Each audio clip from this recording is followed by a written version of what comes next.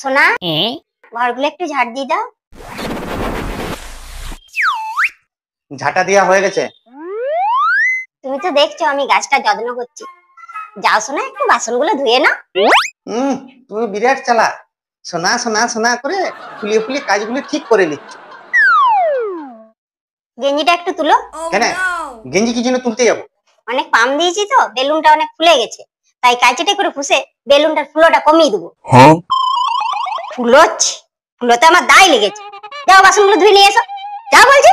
ঠিক আছে যাচ্ছি। আমি পারি না আর পারি না, আমি কেন মরি না। হ্যাঁ গো, সবাই মহাকুম্ভ মেলা যাচ্ছে, আমরা যাবো না? না আমরা যাব না। কেন যাবো না? কেন মহাকুম্ভের মেলাতে কি জন্য যায়? কেন পুণ্য স্নান করে পাপ ধুয়ে ফেলতে যায়।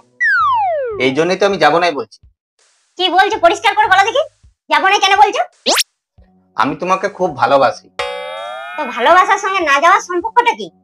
ওখানে চান করলে তো পাপ চলে যাবে, আর আমি তোমাকে ছাড়া যে থাকতে পারবো না গো। কি?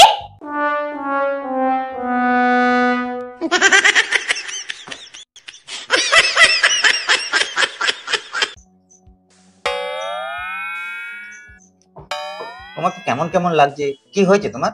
আর বলো না, সময়টা বড় খারাপ যাচ্ছে। ভাবছি একবার জ্যোতিষীকে হাতটা দেখাবো। দেখো তোমার কথা, সময় খারাপ গেলে কেউ জ্যোতিষীকে হাত দেখায় না, ওই সেলুনের নাপিতকে দেখা। তোমার যেমন কথা। তুমি রেগে যাচ্ছ তো রাখবো না, রাগার মতন কথা বললেই রাখবো। এই দেখো তুমি কি বললে তোমার সময়টা খারাপ যাচ্ছে, তো সময় তুমি কোথায় দেখো? ঘড়িতে দেখো, তাই না? তাহলে ঘড়িটা তোমার খারাপ হয়েছে, তো ঘড়ি খারাপ হলে ঘড়ি সারানোর মিস্ত্রিকে দেখাও, যে ঘড়ি সারাতে পারবে। তোমার জ্যোতিষী কি ঘড়ি সারাতে পারবে?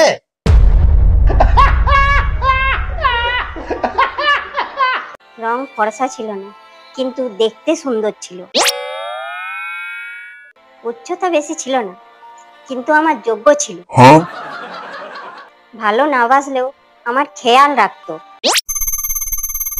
মন্দিরে আসতে না চাইলেও বাইরে আমার জন্য অপেক্ষা করতো। কোথাও যাবার আগে আমার জন্য অপেক্ষাও করতো।